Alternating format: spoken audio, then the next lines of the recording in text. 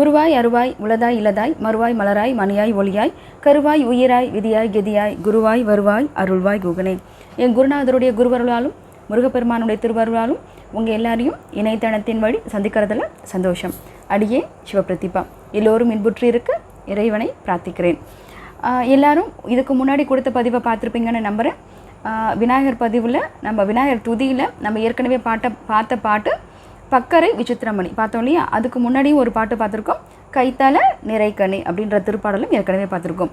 இப்போ நமக்கு 2 திருப்புகள், விநாயகர் துதி ஓரியன்டாக நமக்கு 2 திருப்புகள் தெரியும். இப்போ 3வதாக இருக்கக்கூடிய ஒரு பாட்டு தான் நம்ம இன்றைக்கி பார்க்க போகிறோம். அதுக்கு முன்னாடி ஒரு சின்ன இன்ஃபர்மேஷன்ஸ். நீங்கள் அது படிச்சுட்டு இருக்கீங்க, அதில் உங்களுக்கு ஏதாவது டவுட் இருக்குது அப்படின்னாலும் கொஞ்சம் கமெண்ட்டில் பதிவு பண்ணிங்க அப்படின்னா திருப்பி அதை விளக்கப்படுத்துறதுக்கு எளிமையாக இருக்கும். நம்ம டேரெக்ட் கிளாஸில் உட்காந்து நம்ம கற்றுக்கல இல்லையா, நம்ம இணையதளத்தின் வழி தான் அதை கற்றுக்குறோம். அப்படிங்கும்போது உங்களுக்கான டவுட் இருக்குது, இதே இப்படி சொல்லியிருக்கணும், ஏன் இந்த வார்த்தையை இங்கே பயன்படுத்திருக்கணும், இந்த மாதிரி ஏதாவது உங்களுக்கு ஒரு டவுட் இருக்குது அப்படின்னா அது கமெண்ட்ஸில் கேளுங்க. திருப்ப நான் அடுத்த பகுதியில் உங்களுக்கு அதை கண்டிப்பாக நான் விளக்கப்படுத்துகிறேன், சரியா. ஏன்னா சந்தேகத்தோடு திருப்ப படிக்கும் போது நமக்கு முழுமையான ஈடுபாடுங்கிறது அதில் கண்டிப்பாக வராது. உங்களுக்கு எந்த சந்தேகம் இருந்தாலும் அதை கமெண்ட்ஸில் கேளுங்க. முடிஞ்ச வரைக்கும் அதை அடுத்த பகுதியில் நான் விளக்கப்படுத்துறதுக்கு முயற்சி செய்கிறேன், சரியா. இன்றைக்கு உள்ள பாடலுக்கு நம்ம போகலாமா? இன்றைக்கி நம்ம பார்க்க போகிறது 3வதாக இருக்கக்கூடிய விநாயகர் துதி. இதுவும் எங்கே பாடப்பட்டது அப்படின்னா குமார வயலூரில் தான், சரியா. பாடலுக்கு போகலாமா? உம்பர் தரு தேனுமணி கசிவாகி ஒன்கடலில் தேனமுது உணர்வூறி இன்ப ரசத்தை பருகி பழக்காலும் என்றன் உயிருக்கு ஆதரவு உற்று அருள்வாயே. தம்பி தனக்கான வனத்து அணைவோனே, தந்தை வளர்த்தால் அருள்கை கனியோனே, அன்பர் தமக்கான நிலை பொருளோனே, 5 கரத்து ஆணைமுகை பெருமாளே அப்படின்னு நீங்கள் நிறைவு பண்ணியிருக்கார். நம்ம எப்போதும் போல் 2 வரிக்கு பார்த்துட்டு போகலாமா? ரொம்ப சின்ன பாட்டும் கூட, ரொம்ப எளிமையான பாட்டும் கூட, ஆனால் அதிகமான ஆழ்ந்த பொருள் உடைய பாடலும் கூட நம்ம சொல்லலாம். ஏன்னா நம்ம தெரிஞ்சுக்கிறதுக்கு இதுக்கு முன்னாடி பார்த்த பாடலையும் சில தத்துவமாக அதையே அந்த பொருளை நமக்கு சொல்லியிருக்கணும் அப்படின்ற மாதிரி தத்துவ வார்த்தைகள் பார்த்தோம் இல்லையா. அதே போல தான் இந்த பாடலையும் நமக்கு அதிகமான ஒரு தத்துவம் கொடுக்கப்பட்டதாக ஒரு பாடல் இது அமையப்பட்டிருக்கு. முதல் 2 வரி பார்க்கலாமா? உம்பர் தரு தேனுமணி கசிவாகி, இது முதல் வரி இல்லையா.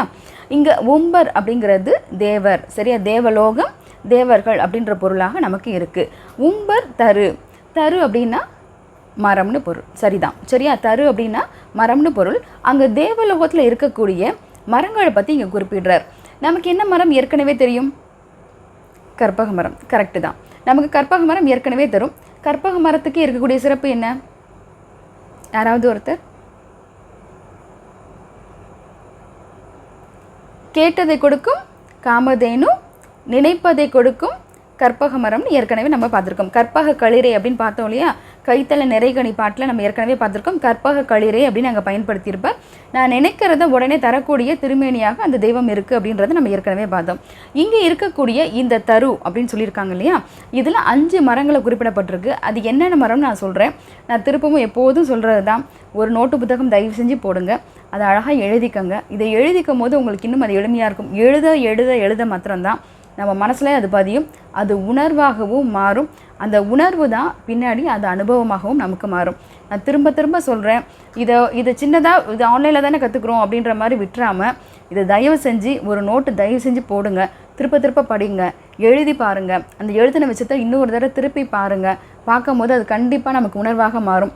அந்த உணர்வு சொல்லி மாளாது. அந்த உணர்வை நீங்களே அனுபவிக்கும் போது அது எவ்வளோ அழகாக இருக்குல்ல அப்படின்ற அனுபவம் கண்டிப்பாக கிடைக்கும். இது நிறைய பேர் அனுபவித்த விஷயத்தை தான் நான் திருப்பவும் உங்களுக்கும் சொல்கிறேன். என்னுடைய மாணவர்கள் அத்துணை பேரும் கையில் கண்டிப்பாக நோட்டு வச்சுருப்பாங்க.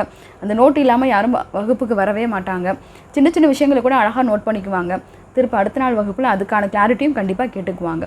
அவங்களுக்குள்ளே டிஸ்கஷன் கூட ரொம்ப அழகான ஒரு விஷயமாக இருக்கும், ரொம்ப நல்லாவும் இருக்கும். அது ஆன்லைனில் கற்றுக்கிறவங்களா இருந்தாலுமே அது இருக்கட்டும் அப்படிங்கிறதுக்காக தான் சொல்கிறேன். தயவு செஞ்சு ஒரு நோட்டு போட்டு கண்டிப்பாக எழுதிக்கோங்க, சரியா. இப்போது இங்கே இருக்கக்கூடிய இந்த உம்பர் தரு, இங்கே தேவலோகத்தில் இருக்கக்கூடிய தரு, அதாவது மரமாக இருக்கக்கூடியது நிறைய இருக்குன்றதை மென்ஷன் பண்ணியிருக்காங்க. இதில் முக்கியமாக நமக்கு 5 மரங்கள் கொடுக்கப்பட்டிருக்கு. என்னென்னு நான் சொல்கிறேன், அதை வரிசைப்படுத்தி நீங்கள் எழுதிக்கோங்க, சரியா. முதலாவதாக இருக்கக்கூடியது சந்தன மரம், அடுத்ததாக இருக்கக்கூடியது அரிச்சந்தனம், அடுத்தது மந்தாரை, அதுக்கு அடுத்ததாக பாரிஜாதம், நமக்கு எப்போதும் தெரிஞ்ச கற்பக மரம். 5 வந்துருச்சா? இப்போ திரும்ப மறுபடியும் நான் ரிப்பீட் பண்ணுறேன். சந்தனம், அரிச்சந்தனம், மந்தாரை, பாரிஜாதம், கற்பகம், சரியா? இப்போ 5 மரங்கள் அங்கே இருக்கிறதாக சொல்லப்பட்டிருக்கு. இதில் சிறப்புக்குரிய மரமாக பார்க்குறோம் அப்படிங்கும்போது கற்பக மரத்தை பார்க்குறோம். கற்பக மரத்துக்கு இருக்கக்கூடிய சிறப்பு என்ன? நினைப்பதை கொடுக்கக்கூடியதாக இருக்குது. இது நமக்கு ஏன் இந்த இடத்துல இதை பயன்படுத்துகிறாரு அப்படின்னா, இந்த தரு அப்படின்னு சொல்லக்கூடிய இந்த கற்பக மரம்னு சொல்லக்கூடியது எப்படி நினைச்சதை நம்ம நினைக்கும் போதே நம்ம அந்த மரத்துக்கிட்ட நின்று பக்கத்தில் நின்று நம்ம என்ன நினைக்கிறோமோ நினைக்கிற விஷயத்தை எப்படி உடனே கொடுத்துருதோ, இதே போல் நம்மை தேடி யாராவது வந்து நம்மக்கிட்ட ஏதோ ஒரு விஷயத்தை கேட்கணும்னு நினச்சி ஆனால் அது கேட்குறதுக்கு தயக்கத்தோடு நின்னா அந்த குறிப்பறிதுன்னு சொல்கிறோம் இல்லையா, அந்த குறிப்பறிஞ்சு அவங்களுக்கு என்ன வேணுமோ அதை நம்ம சரியாக செய்கிறோம் அப்படிங்கும் போது அது மிகப்பெரிய பலனை நமக்கு பெற்றுத்தரும் அப்படின்றதுக்காக தான் முதல்ல இந்த வகையை பயன்படுத்துகிறேன். இதை வரிசையாக நம்ம பார்த்துக்கிட்டே வரும்போது முழுமையாக என்ன சொல்லி முடிச்சிருக்காங்கிறது நமக்கு பொருள்படும். இப்போதைக்கு நம்ம தெரிஞ்சுக்கிற விஷயம் என்னன்னாக்கா, எப்படி அந்த கற்பக மரம் நினைக்கிறத கொடுக்குதோ அதே போல் அதுக்கிட்ட தேடி வரவங்க கிட்ட தானே அந்த மரத்தோட நிழலில் நின்ற மரத்துக்கு பக்கத்தில் நின்று என்ன கேட்குறோமோ கேட்குற விஷயத்த அது நினைக்கிற விஷயத்த அது கொடுத்துருது இல்லையா? அதே போல் நம்மை தேடி வரக்கூடியவர்கள் நம்மக்கிட்ட ஏதோ கேட்கணும்னு நினச்சி ஏதோ ஒரு தயக்கத்தினெல்லாம் அவங்க கேட்காம இருக்காங்க அப்படின்னா அந்த குறிப்பை அறிந்து அவங்களுக்கு என்ன தேவையோ அதை நம்ம செய்யும் போது நமக்கு ஒரு மிகப்பெரிய அனுபவத்தை அது கொடுக்குது, பேரானந்தத்தை கொடுக்குது, மிகப்பெரிய பலனையும் அது நமக்கு கொண்டு வந்து சேர்க்கும் அப்படின்றது தான் முதல் வரியில் நமக்கு சொல்கிறார், முதல் வார்த்தையில் நமக்கு சொல்கிறார். அடுத்தது தேனு மணி, இது 2 பொருள். அதாவது ஒரே வார்த்தையாக நமக்கு இருக்குது, ஆனால் இது 2 பொருளாக இருக்குது. தேனு அப்படின்னா காமதேனு, மணி அப்படின்னு சொல்கிறது சிந்தாமணி. இதை தான் சொல்லியிருக்காங்க. இது எல்லாமே தேவலோகத்தில் கிடைக்கக்கூடிய பொருள்கள் தான். இது அனைத்துமே இப்போ நம்ம ஏற்கனவே பார்க்கக்கூடிய தருவாக இருக்கட்டும், மரங்களாக இருக்கட்டும், அடுத்ததாக இருக்கக்கூடிய காமதேனுவாக இருக்கட்டும், அதன் பிறகாக இருக்கக்கூடிய சிந்தாமணியாக இருக்கட்டும், இது எல்லாமே எங்கேருந்து கிடைச்சது தெரியுமா? எல்லாமே பார்க்கடலேருந்து கிடைக்கப்பட்ட ஒரு விஷயந்தான்.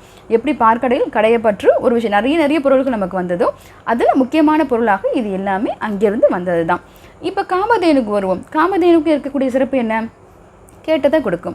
கேட்டதை கொடுக்கக்கூடியது காமதேனு இல்லையா?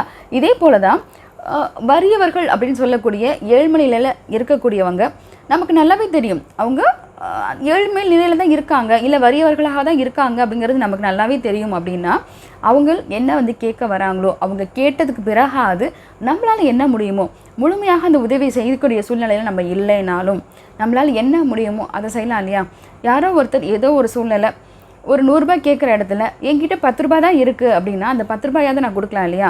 அப்போது வறியவர்கள், எளியவர்கள், ஏழ்மையானவர்கள், வறுமைக்கு ஆட்பட்டு இருக்கக்கூடியவர்கள் யாராக வந்து என்கிட்ட என்னால் முடியுன்ற ஒரு விஷயத்தை கேட்குறாங்களோ அது நான் செஞ்சுட்டேன் அப்படின்னா அது மிகச்சிறந்த பலனை, மிகப்பெரிய பேரானந்த நிலையை எனக்கு கொடுக்கும் அப்படின்றது தான் அடுத்தது சொல்ல வரார். 3வதாக இருக்கக்கூடியது மணி, அதாவது சிந்தாமணி. சிந்திக்கிறத கொடுக்கக்கூடியது சிந்தாமணின்னு சொல்லியிருக்காங்க. சிந்தித்தல் அப்படின்றது மிகப்பெரிய விஷயமா நமக்கு இருக்குது.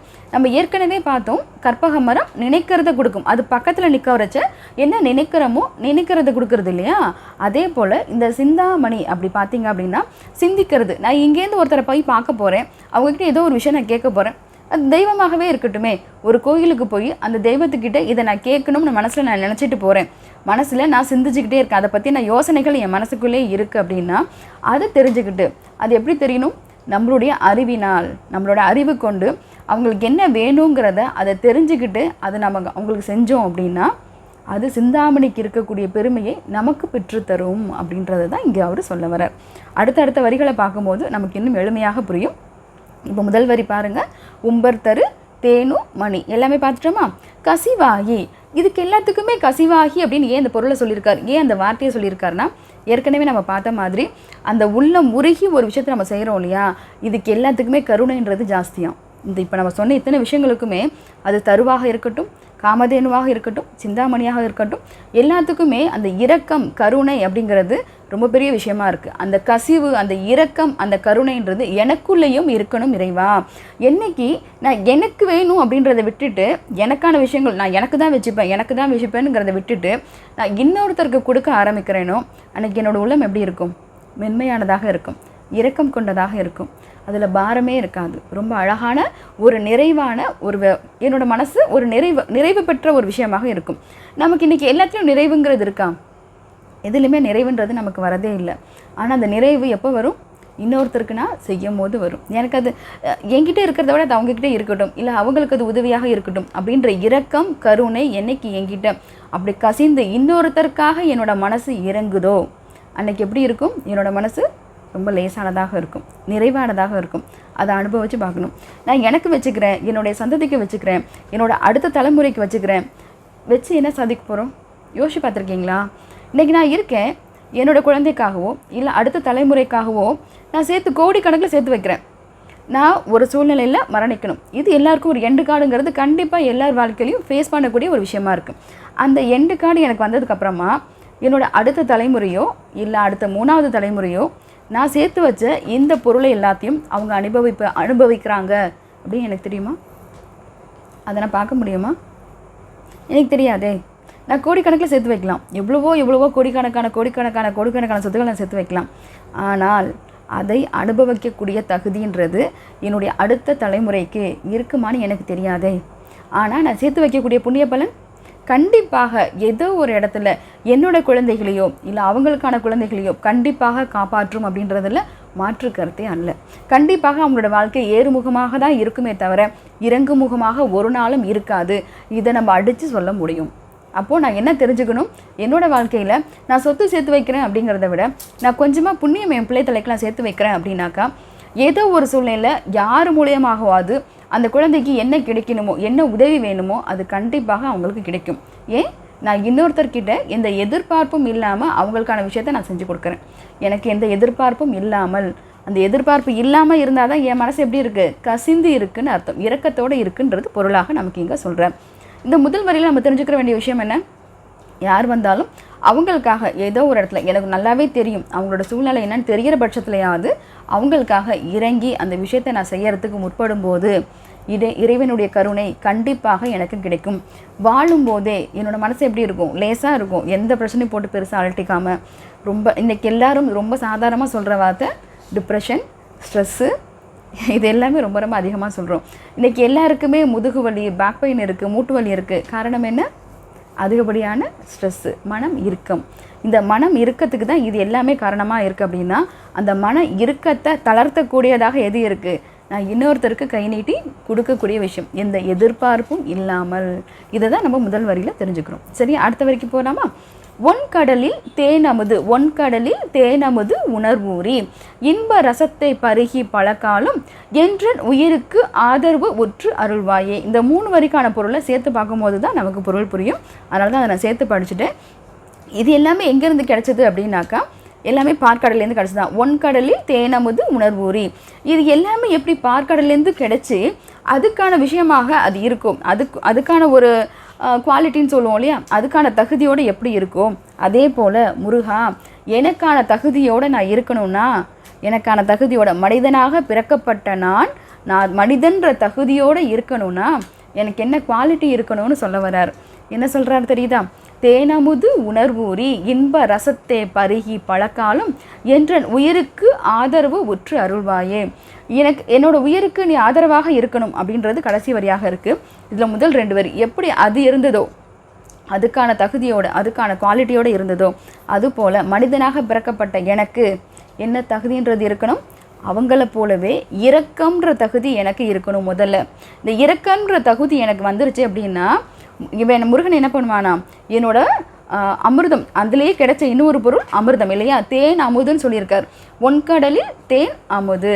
அப்போது அமுதங்கிறதும் அங்கேருந்து கிடைச்ச ஒரு பொருள் தான், எங்கேருந்து பார்க்கடலேருந்து கிடைச்ச ஒரு விஷயந்தான். அந்த அமுதத்துக்கு இருக்கக்கூடிய சிறப்பு என்ன? மரணமில்லாத பெருவாழ்க்கை. கரெக்டு. இப்போ மரணமில்லாத பெருவாழ்க்கை எனக்கு கிடைக்கும் அப்படின்னா அந்த அமிர்தம்ன்றது நான் சாப்பிட்ருக்கணும். அங்கே என்ன சொல்ல வரார்? உன்னையே நான் அமுதமாக பருகணும். அந்த மரணமில்லாத பெருவாழ்க்கைன்றது எனக்கு கிடைக்கணும். அந்த உணர்வு, அந்த அமுதத்தை பருகும்போது நீன்ற அந்த முருகன் அப்படின்ற அந்த அமுதத்தை நான் பருகிறேன் இல்லையா, அந்த உணர்வு எப்படி இருக்கணும்? ஆழ்ந்து ஊன்றி இருக்கணும். என் மனசுக்குள்ளே எப்படி இருக்கணும்? ஆழ்ந்து ஊறி இருந்தால் அந்த இன்ப ரசம்னு சொல்கிறோம்ல, அந்த சந்தோஷம், அந்த பேரானந்தம்னு சொல்கிறோம் இல்லையா, அது எப்படி இருக்கணுமா? பலகாலம் என் கூட காலங்காலமாக எத்தனை நாள் நான் இங்கே உலகத்தில் இருந்தாலும், இந்த பூலோகத்தில் இருந்தாலும் அது என் கூடவே இருக்கணும்.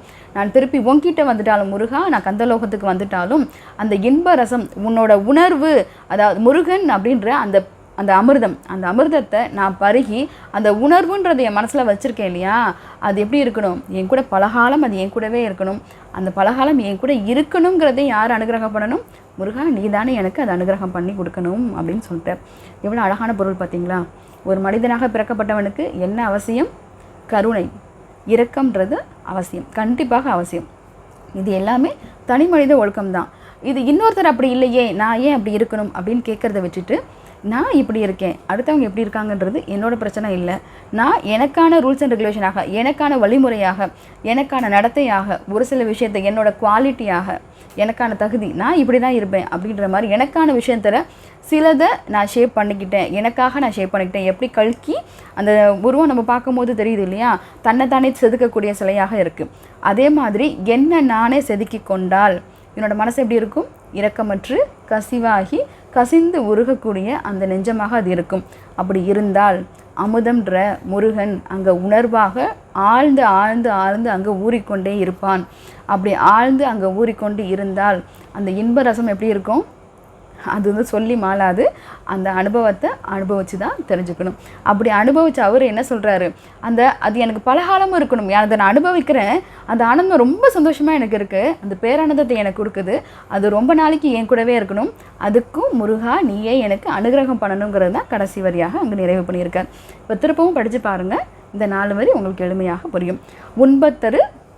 உம்பர்தரு தேனுமணி கசிவாகி ஒன்கடலில் தேனமுது உணர்வூறி இன்ப ரசத்தை பருகி பலகாலும் என்றன் உயிருக்கு ஆதரவு உற்று அருள்வாயே. இந்த உயிருக்கு நீயே என்னைக்கும் எனக்கு ஆதரவாக என் கூடவே இரு, அதுக்கான அனுகிரகத்தையும் நீயே செய்யணும் முருகனை இங்கே கேட்குறார். அடுத்த 4 வரி பார்க்கலாமா? தம்பி தனக்காக வனத்து அணைவோனே, தந்தை வளர்த்தால் அருள் கை கனியோனே. தன்னோட தம்பிக்காக, முருகனுக்காக விநாயகர் பெருமான் என்ன பண்ணாராம்? ஒரு வனத்துக்கு போனாராம். எந்த வனத்துக்கு போனார்? திணைப்புணத்துக்கு போனார். சரியா? திணை இருக்கக்கூடிய அந்த வயல்வெளிக்கு அவர் அங்கே போனார். எதுக்காக? அங்கே வள்ளியை அவரோட சேர்த்து வைக்கும் பொருட்டாக அவர் அங்கே போனார். அதை தான் சொல்கிறார், தம்பி தனக்காக வனத்து அணைவோனே. தன்னோட தம்பிக்காக அந்த வனத்துக்கு போய் அவர் என்ன கேட்டாரோ அது செஞ்சு கொடுத்த பெருமானே அப்படின்றத சொல்கிறார். இந்த இடத்துல இன்னொரு விஷயம் நம்ம தெளிவுபடுத்திக்கணும். வள்ளி அப்படின்ற அந்த தெய்வம் பார்க்குறோம் இல்லையா, அந்த தெய்வத்தை ஜீவாத்மாவாகவும் நிறைய இடத்துல அருணகிரிநாதர் பொருள்படுத்தியிருக்கார். எப்படி வள்ளிக்கு முருகனை தான் கல்யாணம் பண்ணிக்கும்னு அவர் நினச்சா கூட நிறைய இடத்துல அவர் ஒவ்வொரு தடவை ஒவ்வொரு வேடமிட்டு அவர் வரும்போதும் எத்தனையோ வேடங்களில் அவர் வந்தார் இல்லையா. கடைசியாக தான் அவர் கிள ரூபம் கொண்டு வரார். அதுக்கு முன்னாடி வேடனாக வரார், வேங்கை மரமாக வரார், ஒரு அரசனாக வருகிறார், எத்தனையோ வேடங்கள் கொண்டு அவர் வரார். அத்தனை வேடங்கள் பார்க்கும்போதும் அங்கே வள்ளிக்கு புரிஞ்சுதா, அதுதான் தான் நேசித்த ஒருத்தர், தான் கல்யாணம் பண்ணிக்கணும்னு ஆசைப்பட்ட ஒரு திருமேனின்னு. நிறைய நாள் உட்காந்து அவள் வருத்தப்படுறான், எப்போ முருகா நீ வருவேன், எப்போ வந்து எனக்கு கல்யாணம் பண்ணிக்குவேன், உனக்காக தானே நான் காத்துட்ருக்கேன்னு வருத்தப்பட்ட அந்த பொண்ணு, அந்த ஜீவாத்மா தன்னோட தெய்வம் வந்தபோது அதால் தெரிஞ்சுக்க முடியலையே. இன்றைக்கி நம்மளும் அப்படி தானே இருக்கோம். நான் ஒரு ஜீவாத்மா, என்னோட பரமாத்மா வேறு ஒரு ரூபம் கொண்டு வந்தால் அது திருமேனி தான், அது என்னோட திருமேனி தான், எனக்காக வந்த தெய்வம் தான் அப்படின்றது எனக்கு புரியவே இல்லையே. நான் வள்ளி போல தானே நானும் இருக்கேன். இதை தான் திருப்ப சொல்கிறார். அப்போது அந்த வள்ளியை, அந்த பரமாத்மாவோட, அந்த ஜீவாத்மாவை அந்த பரமாத்மாவோட சேர்த்து வைக்கணும்னாலும் யாருடைய துணை வேணும்? விநாயகர் பெருமானுடைய துணை வேணும். எப்போ இந்த ஓங்காரமாக இருக்கக்கூடிய, இந்த யானை முகத்தோடு இருக்கக்கூடிய விநாயகர் பெருமான் அங்கே வந்தாரோ, யானை முகத்தோடு வந்தாரோ, அதன் பிறகு அவரை பார்த்து பயந்து போய் யாரை தீன்றா? அந்த பரமாத்மாவாக இருக்கக்கூடிய முருகனை அவள் தீன்றான். எப்போ அங்கே முருகனால் தீண்டப்பட்டாலோ, முருகனை இருக்க பிடிக்க ஆரம்பிக்கிறாளோ, பிடிக்கும் போது அந்த பரமாத்மாவை தொட்டதுக்கு அப்புறம் தான் அவளுக்கு என்ன தெரிஞ்சுது? தான் யாருங்கிற உணர்வு அவளுக்கு அங்கே தெரிய ஆரம்பிச்சிது. சரியா?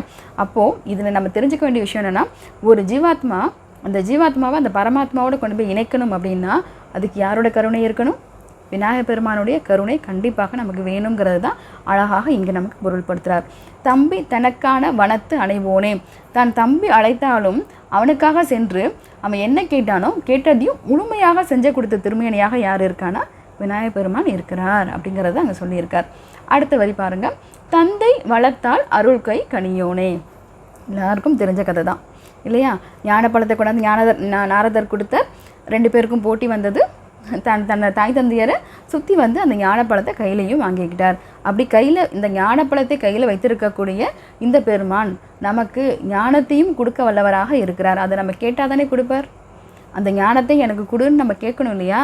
நம்ம அதை தவிர பாக்கி எல்லாத்தையும் கேட்குறோமே. எனக்கு பொருள் வேணும், பொன் வேணும், என்னென்னவோ கேட்குறோம், பெரிய பெரிய லிஸ்ட்டு வைக்கிறோம். ஆனால் அந்த ஞானத்தை எனக்கு கொடு அப்படின்னு நம்ம என்னைக்கு கேட்குறோம்? ஆனால் கேட்கணும்.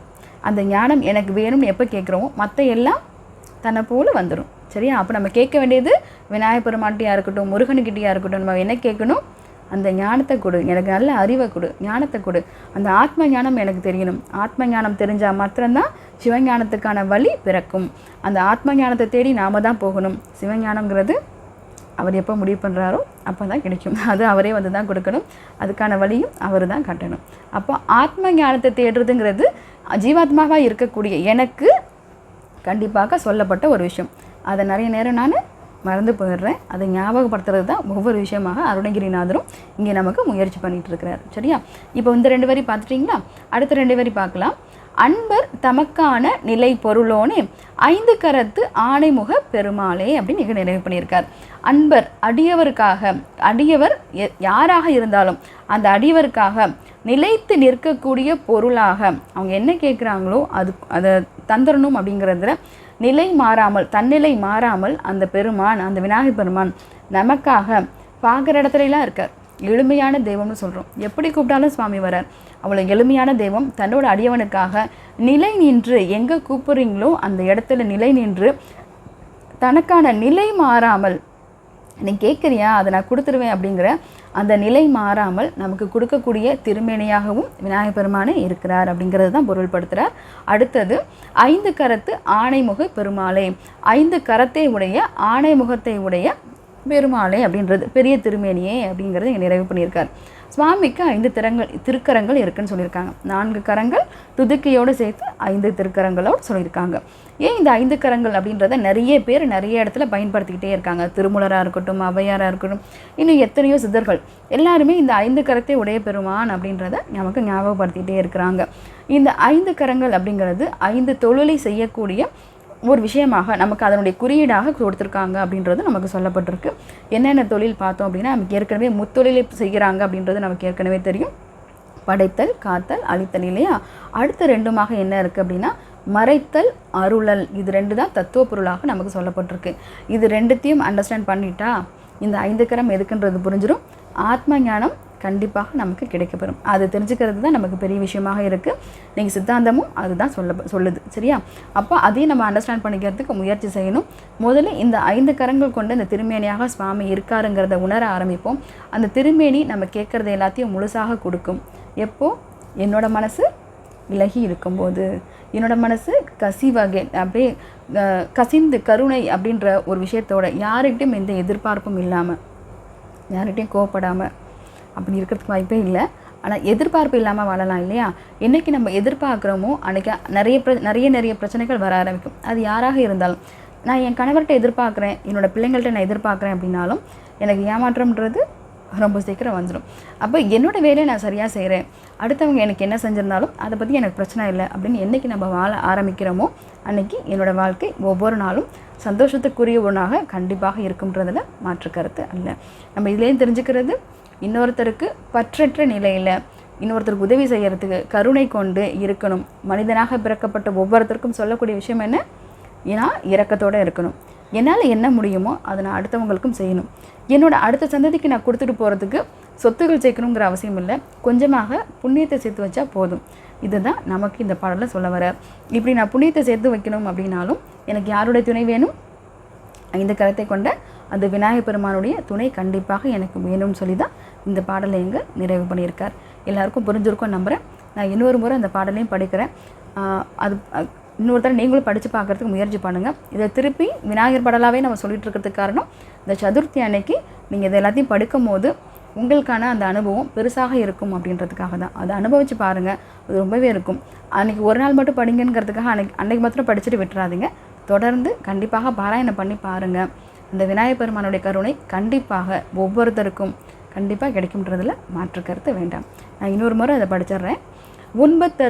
உம்பர்தரு தேனுமணி கசிவாகி ஒன்கடலில் தேனமுது உணர்வூரி இன்ப ரசத்தை பருகி பழக்காலும் என்றன் உயிருக்கு ஆதரவு உற்று அருள்வாயே தம்பி தனக்காக வனத்து அணைவோனே தந்தை வளத்தால் அருள்கை கனியோனே அன்பர் தமக்கான நிலை பொருளோனே 5 கரத்து ஆணைமுக பெருமாளே அப்படின்றத நிறைவு பண்ணியிருக்க. தொடர்ந்து படிங்க. தொடர்ந்து இந்த வகுப்புகள் அட்டென்ட் பண்ணுங்கள். தொடர்ந்து இதை கேட்கும் போது மாத்திரம்தான் அந்த கனெக்டிவிட்டி, அதாவது டிவோஷனலாக அந்த ஆன்மீக ரீதியாக இருக்கக்கூடிய அந்த கனெக்டிவிட்டிங்கிறது எப்போதுமே நமக்கு இருக்கும். நம்ம கேட்கும் போது அது ரொம்ப சரியாக நமக்கு புரியும், ரொம்ப சந்தோஷமாக இருக்கும்.